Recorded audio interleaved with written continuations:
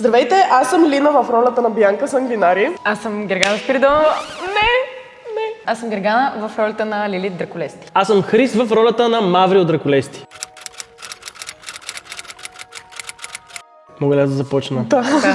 Имаше една поговорка: рев, пот и сълзи. не рев, кръв, пот и сълзи. Рев и сълзи едно и също. Значи кръв от режисьора и главния ни актьор Виктор, пот от всичките, защото се измъчихме и преди и след сет. И сълзи пак от всичките, защото хора, пробайте вие да не спите месец и половина. За мен не беше чак толкова трагично и ужасно, защото не съм продуцент. Но беше хубаво, да. Забавлявах се. Беше много хубав процес, всъщност. Само като кажем, че по цяла вечер така. Имахме дълги, забавни, прекрасни, топли и студени вечери. Да. Кажи ми една топла вечер. Айде, слушам те. Палатката беше много топло. Какво е ставало И в не, палатката? Само ние знаем. също не беше. Плот твист, Гери е сгрявала палатки.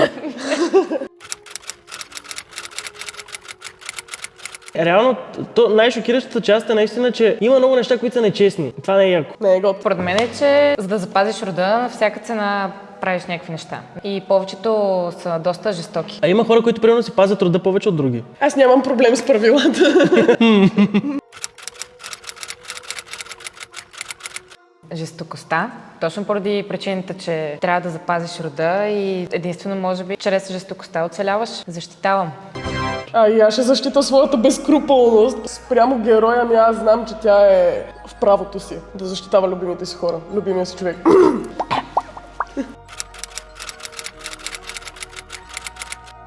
Не.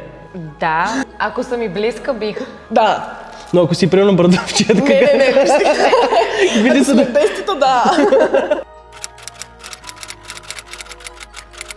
Убий, за да не бъдеш убит. Да. Шега, хора, шегувам се, вие по. Аз не се. Символично, метафора е. Това, което аз бих научил от Маврио е наистина, че не е важно колко си подготвен, важно е как си изиграеш картите накрая. Аз бих казала тази категоричност и безкомпромисност в нея. И може би това, че не е толкова импулсивна, колкото съм аз в действителност, така че да, това си взех. Може ли да не ги неймдропваме сега? Значи, аз съм готов да ви отговоря. Следната ситуация. През нощта е, хора, супер студено, всички мръзнем, много ни е гадно и тегаво. Трябва да довършим последната сцена от гората. При което ние вече умираме от студ. Всички бързаме, защото няма време и поглеждаме един род, която нагъва пица отстрани. Изобщо не е интересува, че ние там мръзнем и трябва да се трепем на животни. Тя имаше пица за дояждане. Възразявам. Нямам представа за кого говоря, няма да неймдропвам. Имонка се казва. Лилитка се казваше. Герганка се казва. А какво? Не е вярно. Следващия въпрос. Няма да коментирам. Да кажем ли в един глас? Айде. Единодушни ли сме? Да, даже го гледайте те Давай. зад камерата. 1, 2, 3. Антон. Големи сте гадняри. Мале хора, това не го очаквах така. Ма той си знае. Аз Мисля, че Хрис също. хора, Той го преживя най-лично. Да. моят герой има много какво да каже. Въпреки, че остана ням. Въпреки, че нищо не казва. Според мен, гледайте отвъд картината. И примерно има едни такива много хубави жестове, така отзад леко на блър, ама поглежда много категорично. Разчитайте между редовете. От нас тримата, мисля, че Гери като и се доспи става най-тегава. Да, аз това мисля. Гери като е студено, а Гери през цялото време е ходила с 3 одела. С 3 одела. Новородената Гери. Накрая се стопли. Със сигурност се сближихме, ние бяхме се едно сме на лагер. Аз не съм съгласен, защото според мен сутрините след нощните снимки ни сближиха повече. Защото снимките минават, нали, всички са фокусирани и трябва да се правят нещата, но... Хисарио, особено като ходихме за банички сутрин. Беше много хубаво. Ходихме. Баничките ги пускат. Кой ходи за банички? Какво? Кога? Хрис ни носеше банички, окей? Това беше страхотно и перфектно изплотяващо. И примерно ние сме свършили снимки в 7 и вече толкова ни се спи, че чак вече не ни се спи и си говорим до 9 отпред на тераската и сещаме да си легнем, защото след малко трябва да снимаме. Ние живяхме заедно, там беше страхотно. Съда. А що сме попаднали в съдът? Ваша чест, she's just a girl. She's just a girl и си има приятелка и убива за нея. Аз защитавам рода си, семейството си. А не мене. И приятелката си. Ваша чест, не бях аз. Несправедливостта И за това, че не винаги най-силният оцелява. Хората в публиката ще се скарат, защото ще виждат много от нещата, които видят като нечестно обстоятелство, обаче то всъщност не е така, като видиш голямата картинка. Да, той филма не е направен за да е честен и справедлив. Имайте го предвид това. Всъщност, ако сте чели книгата, знаете за какво говоря. Ако не сте чели, защо? Почакате. Не мога да четете ли?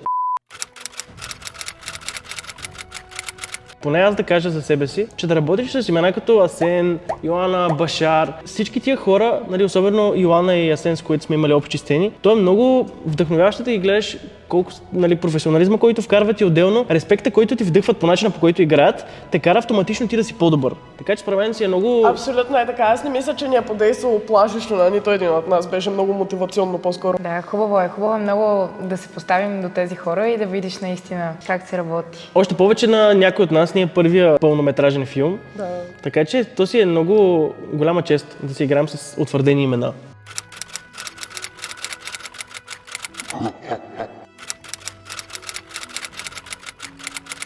На Хрис или на Себастиан и Бянка? Себастиан не знам кой е по принцип.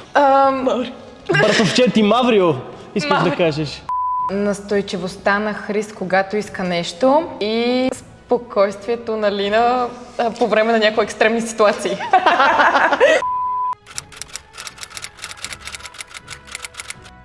Хрис е много работлив, аз това много харесвам в него, защото той може и да се дрейнаутва понякога, обаче това не го спира в неговия работен процес. И това бих го взела за себе си.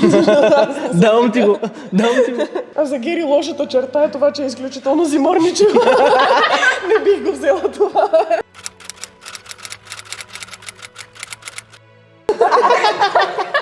Тя разбра. На мен ми беше студено.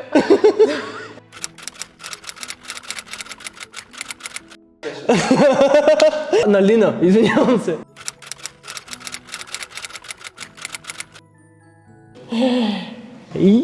Защо такива гадни въпроси сега задаваш? Как Не може искам да така сега? отговарям. Не сме дошли тук да правим скандали. Аз правя много хубави снимки, така че то в хотела ще ти трябват хубави Да, снимки. ама той готви. И готва.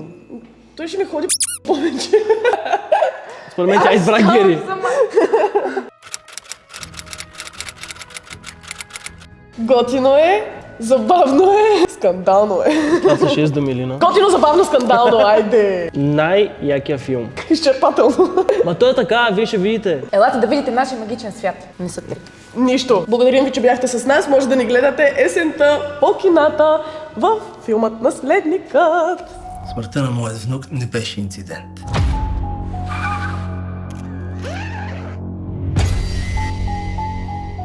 Тази нощ е краят на човешкия ви жизнен път. И началото на безсмъртната ви съдба.